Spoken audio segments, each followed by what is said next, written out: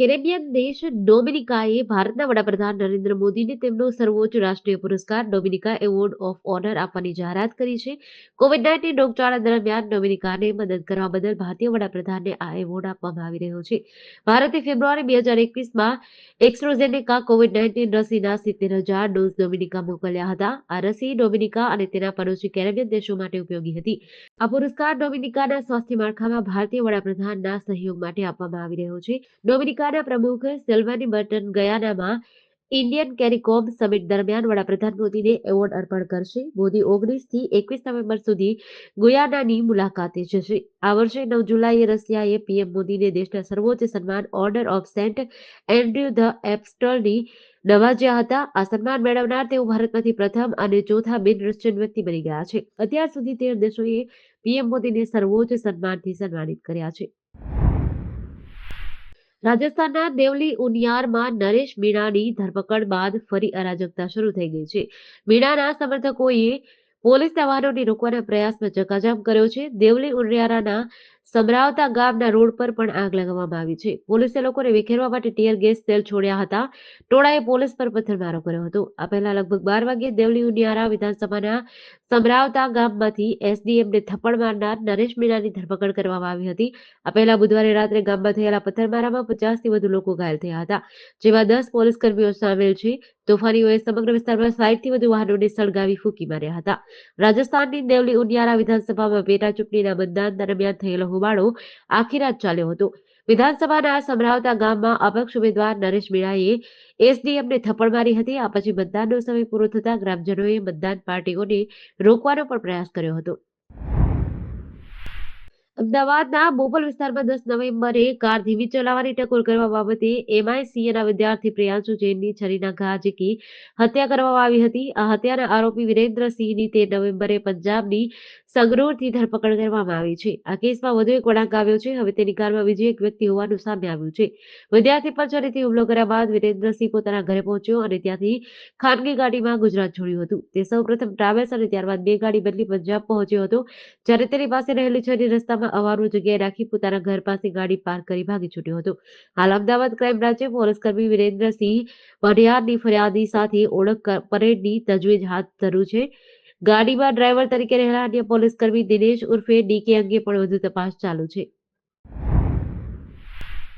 ખ્યાતિકાંડ મામલે રાજ્યભરમાં હોબાળો મચ્યા બાદ સરકાર તરફથી હોસ્પિટલના ડોક્ટર, ડાયરેક્ટર સહિત 5 સામે પોલીસ ફરિયાદ નોંધવામાં આવી છે. ફરિયાદ નોંધાયાના ગણતરીના કલાકો બાદ 19 લોકોના આરોગ્ય સાથે ચેડા કરનાર ડોક્ટર પ્રશાંત વજીરાણીની ધરપકડ કરી લેવાઈ છે. તો બીજી તરફ જે સંજય પટોલિયાની સામે ગુનો નોંધવામાં આવ્યો છે તે ડોક્ટર સંજય પટોલિયાની રાજકોટમાં અને સુરતમાં પણ એક હોસ્પિટલ હોવાનું સામે આવ્યું છે. ખ્યાતિકાંડ જે હોસ્પિટલમાં સર્જાયો તેની શરૂઆત કરનાર જ ડોક્ટર સંજય પટોડિયા છે. ખ્યાતિકાંડ મામલે હોબાળો મચ્યા બાદ આરોગ્ય મંત્રીની અધ્યક્ષતામાં બુધવારે મળેલી બેઠકમાં હોસ્પિટલ સામે આકરી કાર્યવાહીના નિર્દેશ આપવામાં આવ્યા હતા. આરોગ્ય વિભાગ અને પોલીસની આગળની તપાસમાં આ મામલે હજુ પણ ચોંકાવનારી વિગતો સામે આવી શકે છે. ખ્યાતિ મલ્ટી સ્પેશિયાલિટી હોસ્પિટલમાં 19 લોકોની એન્જિયોગ્રાફી અને તે પૈકીના 7 લોકોની એન્જિયોપ્લાસ્ટી કરાયા બાદ 2 દર્દીઓના મોત થયા હતા. જે મામલે તપાસ બાદ હોસ્પિટલની ગંભીર બેદરકારી સામે આવતા સોલા સિવિલ હોસ્પિટલના ઇન્ચાર્જ સીડીએમઓ ડોક્ટર પ્રકાશ મહેતાએ ફરિયાદ નોંધાવી છે. વિસનગર તાલુકાના ભાંડુ ગામ નજીક હાઈવે રોડ પર સહયોગ હોટલ નજીક અકસ્માત થયો હતો. જેમાં મહેસાણા ઉંઝા હાઈવે રોડ ઉપર ભાંડુ નજીક ડમ્પર અને બાઇક વચ્ચે અકસ્માત થતા બાઇક ચાલકનું મોત થયું હતું. અકસ્માતમાં યુવાનનું મોત થતા રોષે ભરાયેલા લોકોએ અન્ય વાહનોને સળગાવ્યા હતા. જેથી આ અંગેની જાણ પોલીસને થતા વિસનગર તાલુકા પોલીસ દોડી આવી હતી, જ્યાં અકસ્માત સર્જાતા લોકોના ટોળા ઉમટ્યા હતા. પોલીસે મૃતક યુવકની લાશનું પીએમ કરાવવાની તજવીજ હાથ ધરી છે. તાલુકાના ભાંડુ હાઈવે રોડ ઉપર માટી પુરાણનું કામ કરતા કોન્ટ્રાક્ટરના ડમ્પર અને બાઇક વચ્ચે અકસ્માત થયો હતો. જેમાં 16 વર્ષીય ભાવેશ રબારીનું ઘટના સ્થળે જ મોત થયું હતું. હૈદરાબાદના સાંસદ અને એઆઈએમઆઈએમના વડા અસદુદ્દીન ઓવૈસીએ બુધવારે મહારાષ્ટ્રના સોલાપુરમાં ચૂંટણી પ્રચાર દરમિયાન 15 મિનિટનો ઉલ્લેખ કર્યો હતો. 2012માં તેમના ભાઈ અકબરુદ્દીન ઓવૈસીએ કહ્યું હતું, જો તમે 15 મિનિટ માટે દેશમાંથી પોલીસને હટાવો તો તમને ખબર પડી જશે કે કોણ કેટલું શક્તિશાળી છે. મહારાષ્ટ્ર ચૂંટણીમાં ઓવૈસી અને ડેપ્યુટી સીએમ ફડણવીસ વચ્ચે વાકયુદ્ધ ચાલી રહ્યું છે. સોલાપુરમાં પોલીસે ઓવૈસીને સ્ટેજ પર જ ભડકાઉ ભાષણો આપવાનું ટાળવા માટે નોટિસ આપી હતી.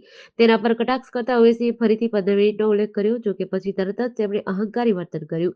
પછી કહ્યું, "વેરી સોરી." ઓવૈસીએ પોતાના શબ્દો પર કાબુ રાખ્યો. મોબાઈલ અને ઘડિયાળ બતાવતા તેમણે કહ્યું, "10:15 મીડિયાના લોકો, કૃપા કરીને તમારી ઘડિયાળ પર તપાસો." ઓવૈસીએ ચૂંટણી પ્રચાર સમાપ્ત થવામાં 15 મિનિટ બાકી હતી. ઓવૈસી પાર્ટીના ઉમેદવાર ફારૂક શાબ્દીના પ્રચાર માટે સોલાપુર પહોંચ્યા હતા.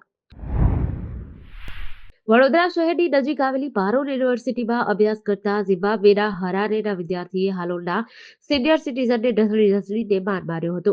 આડેધડ માર મારતા આધેડ લોહીલુહાણ થઈ ગયો હતો. તેમને આંખના ભાગે ગંભીર ઈજા થઈ હતી. આ ઉપરાંત શરીરના ભાગે ઈજાઓ પહોંચી છે. ત્યારબાદ તેમનો મોબાઈલ ઝૂંટવીને 14,000 રૂપિયા જબરદસ્તી તેના ખાતામાં ટ્રાન્સફર કરી લીધા હતા. આ સમયે પોલીસ આવી જતા વિદેશી વિદ્યાર્થીએ પોલીસકર્મીઓ પર પણ હુમલો કર્યો હતો.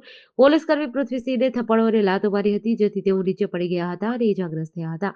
આ ઉપરાંત બીજા પોલીસકર્મી રમેશભાઈ ચેવલભાઈને પણ થપ્પડ મારી હતી.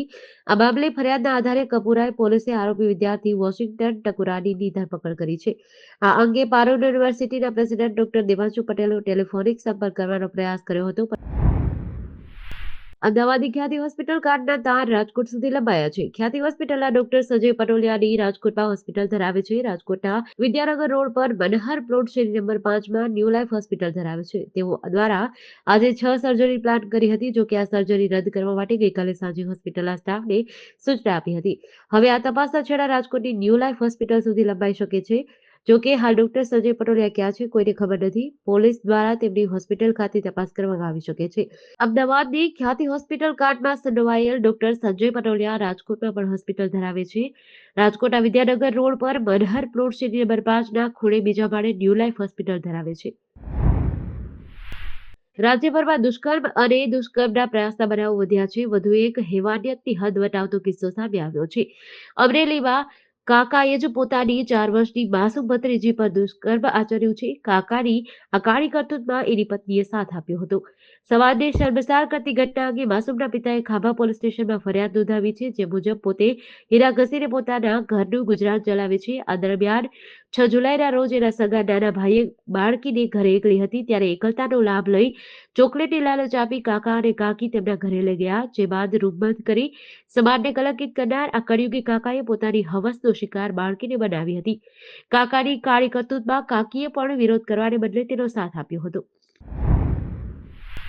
નવસારીના ગણદેવી તાલુકાના દેવસર ગામમાં આવેલા જયપુર ગોલ્ડન ટ્રાન્સપોર્ટના ગોડાઉનમાં થોડા દિવસ પહેલા આગ લાગી હતી. જેમાં મેનેજર સહિત 3 લોકો જીવતા ભૂંજાયા હતા. 4 લોકો ઇજાગ્રસ્ત થયા હતા, જેમાંથી વધુ એકનું મોત થયું છે. જેના પગલે આગની ઘટનામાં 4 લોકોના મોત થયા છે. વલસાડ સિવિલ હોસ્પિટલમાં સારવાર લઈ રહેલા 50 વર્ષીય હેમંત શંકરરાવ જાંબેકરનું મોત થયું છે. હેમંત આગની ઘટના સમયે ગોડાઉનમાં કામ કરતા હતા. આગ લાગતા બહાર નીકળવા ગંભીર રીતે દાઝી ગયા હતા. હોસ્પિટલમાં સારવાર દરમિયાન તેમનું મોત થયું છે. ગોડાઉનના મેનેજર સહિત 3ના ઘટના સ્થળે મોત થયા છે. મોતનો આંકડો આજે 4 પર પહોંચ્યો છે. આ આગના કારણે મકાન અને માલ સામાનને મોટું નુકસાન થયું છે.